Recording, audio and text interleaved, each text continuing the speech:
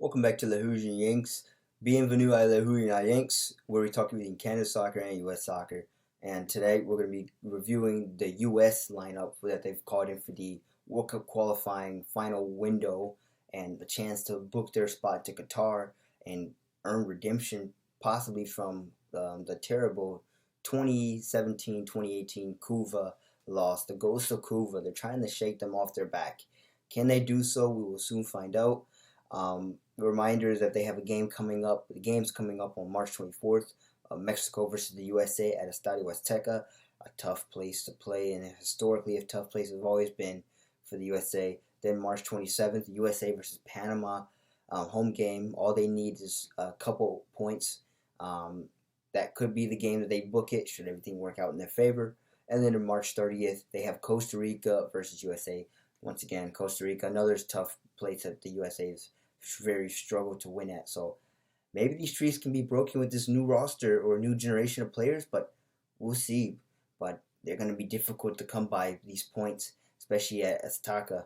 And as always, I'm going to show you guys my footwiz lineup. I have two for the USA that possibly can be played, but I will show you guys both of them. But I'll show you the main one first that I think will be the best one to play for this window. But it's good to have two squads that can rotate possibly. And then I'll talk about the injury bug that seems to be going around with the U.S. as a lot of people are also discontent with what the names on this roster. But keep in mind, there's been a lot of injuries going on. It seems like at the wrong time for the USMNT. However, it's good to see people like Gio Reyna coming back into the list. But there will be no Weston McKennie and no Serginho Dest, as at the last second. Serginho Dest got hurt playing for Barcelona, and there's been a last-minute swap on the lineup for George Bello. So we've got a lot of things to talk about here, as well as even my predictions. So I'm going to see if I can do this in the span of 20 minutes, but without further ado, let's just jump right into this. So our goalkeepers have been called up for, by the way. Matt Turner is another keeper that will not be playing because he's been injured due to the New England Revolution, which unfortunately is another tough loss for the USMNT. But then again, they've got depth. They've got Ethan Horvath, they've got Zach Steffen, and they've got Sean Johnson of NYCFC that can step up and fill these big shoes. And honestly, you're going to see my lineup and you'll know who I think would be the best one.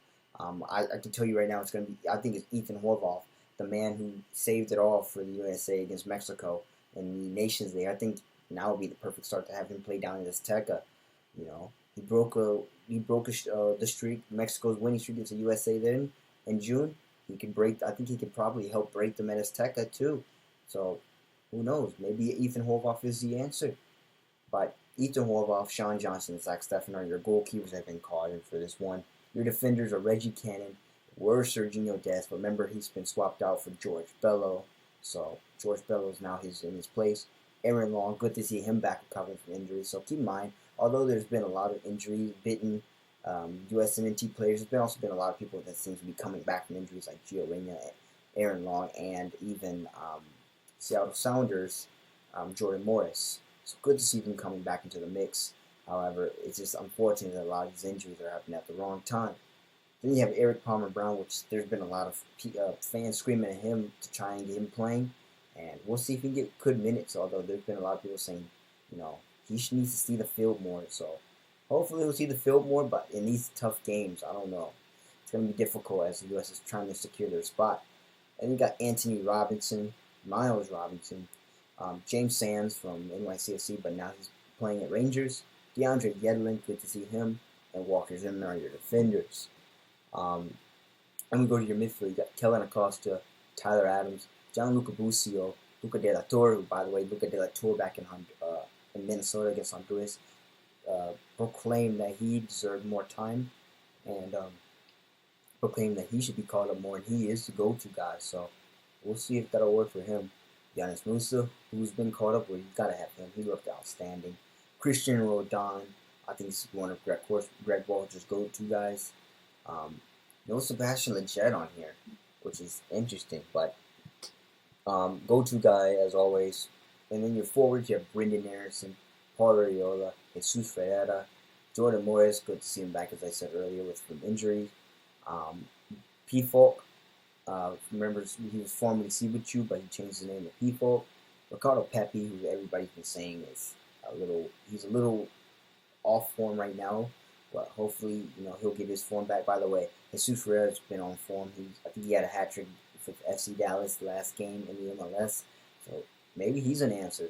And I really, really want to see him get going for the USMNT. I remember a couple games he's had wide open shots, and unfortunately, just hasn't been able to hit the target, and it just really sucks. I'm just like, you're right there, man. Come on, you can finish, but maybe he can. We'll see if he can do that when it counts against Mexico, Costa Rica, and Panama. So we'll see.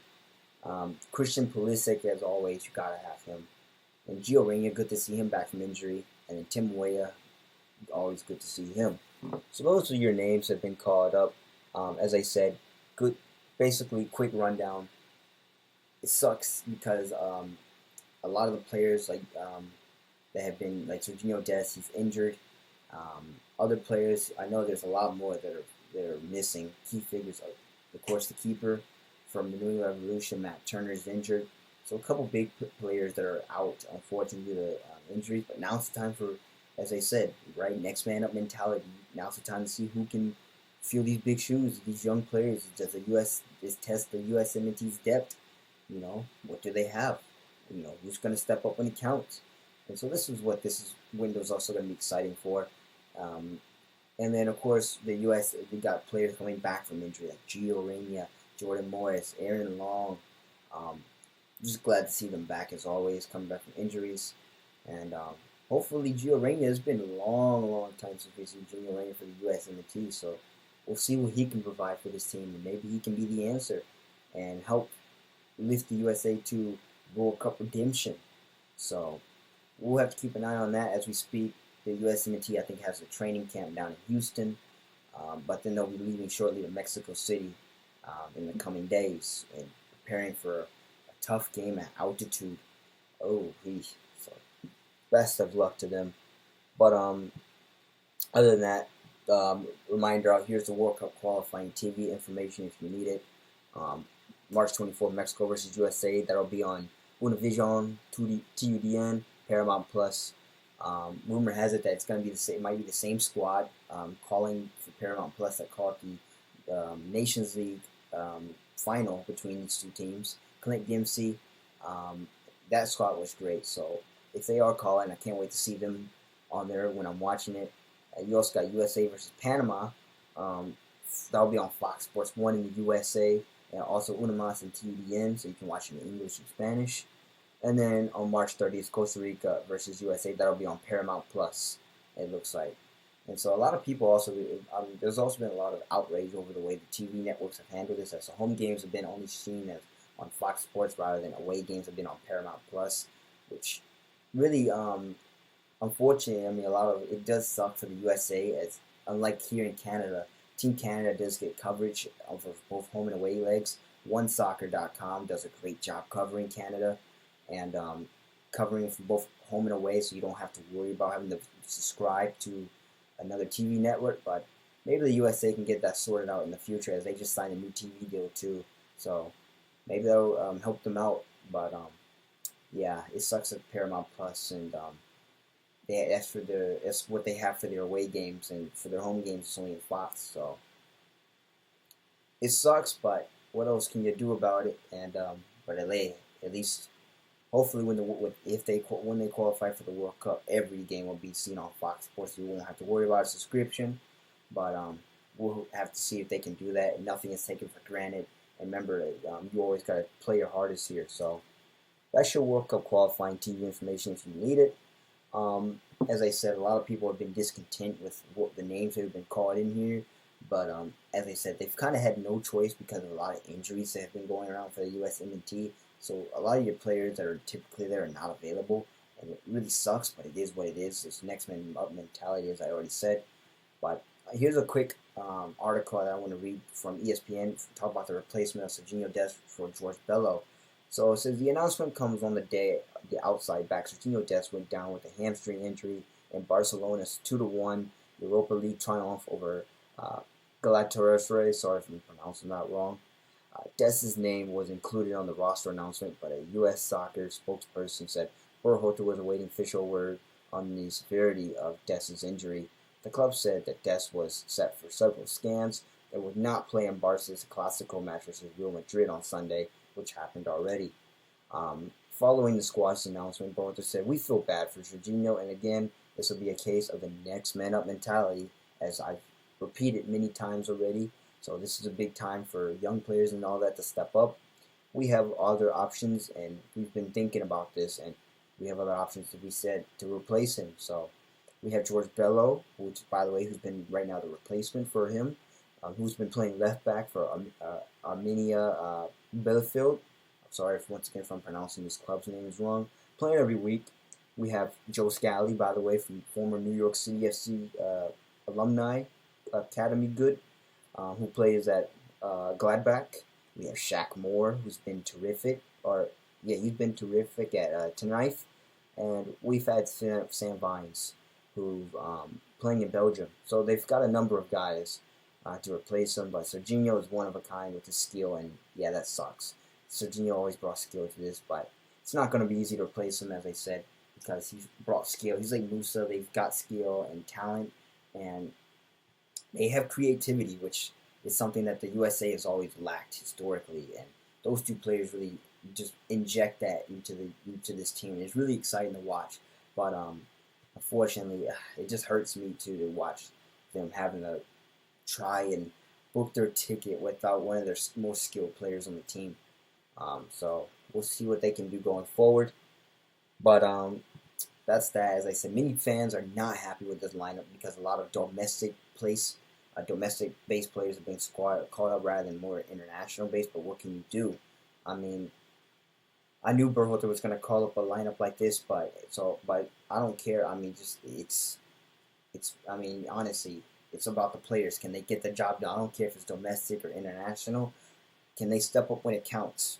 You know, as they say, next man up mentality. This is a chance to test your depth. Is it legit or is it a fraud?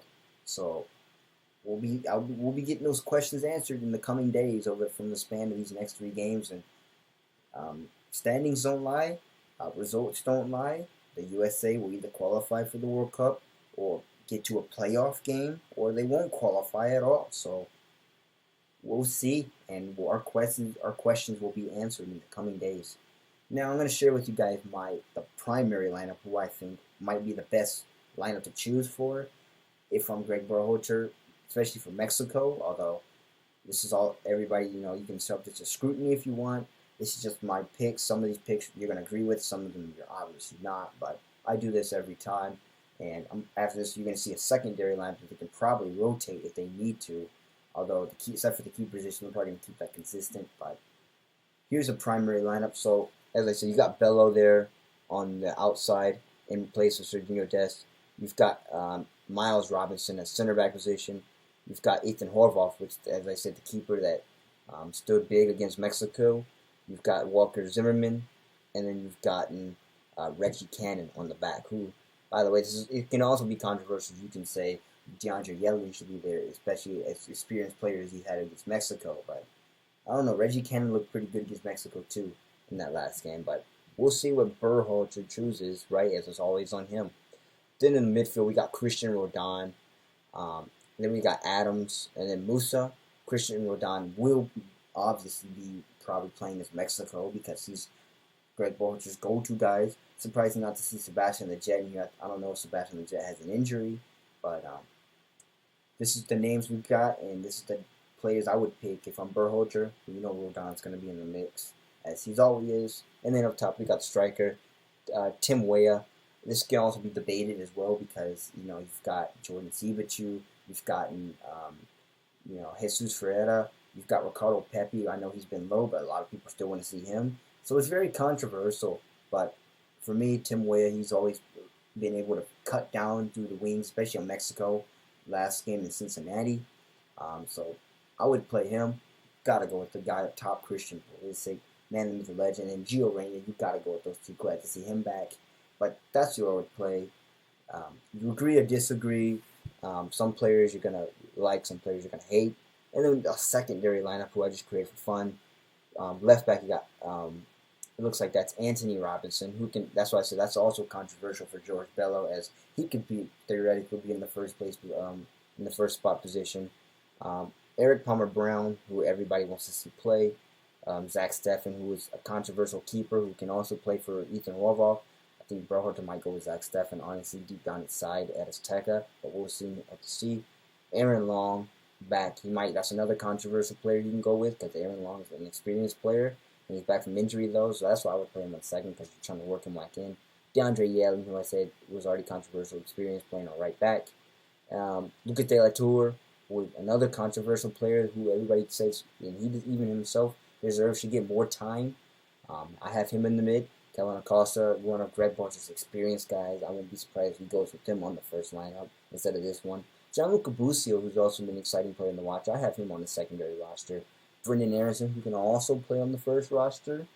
Ricardo Pepi, who I know he's probably going to be a second, but he's been low, but maybe he can find himself again. And then lastly, Jordan Siebertu, or P-Folk, as he prefers to be called, right there. So we'll see what Berhalter does. But that's my lineup for you guys. You've seen the first and second potential lineups. A lot of potential options you can use here for these next 3 games. And I say with the players that they have, the kind of talent the USA has, there should be no excuse why they shouldn't qualify. So we'll see what they can do. And real quick, I don't want to go over 20 minutes here. We're at 16 as it currently stands. But quick 3-game predictions for the USMNT in this window. So mind and heart, once again, just like I did in the Canada video. So Mexico, Azteca, a historically tough place that the USA has been hard. Points have been hard to come by. Last time they were there, they got 1-1 draw. This time, my heart says I want the USA to win, but at the same time, my mind says Mexico might get a 1-0 win here, given how it's mostly an inexperienced lineup who's never been in Azteca before, never played in a World Cup qualifier at Azteca with the altitude. So this is going to be tough, but it could be a 1-0 Mexico win, maybe a 1-1 draw if the USA are lucky, but I gotta say that Mexico might get a win here, and USA will have to just get the jobs done against Panama at home, which takes me to Panama. At home, this is a must-win 3 points. You need this, but and I would say the USA will probably get it done. It might just be another 1-0 win. It's gonna be ugly. It might be one of those like the one in Columbus against El Salvador. It might be ugly, but any win counts. A 1-0, maybe 2-0 if they're lucky.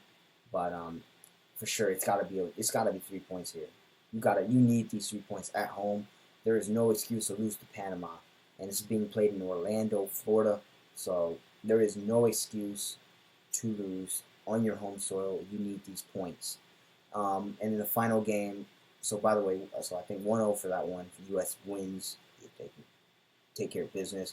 And the final game, Costa Rica at Costa Rica. Once again, a place that historically been points hard to come by. This is going to be tough. The USA needs to get a result here. I know. Deep down inside, I think it might be a tie or even a loss. But the USA absolutely needs points here if they want to secure their spot. Because we don't know what Panama is going to play like. Mexico is going to probably step up to the plate, and the USA's got to be careful, because if they don't perform here, they could easily just slip up to a playoff position and play New Zealand, which they're not eliminated, but you want to qualify for, obviously, on the first bet. So for the Costa Rica game, it's going to be tough. Maybe the USA can squeak out 1-0, but it might be 1-1 tie.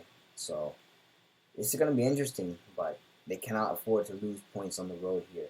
And we'll see how things shake out at the end for them. But that was my quick prediction. I don't want to keep this going over, but we'll just have to keep an eye on how the USMNT performs. But if you like this video, make sure you like, share, subscribe, tell it with all your friends.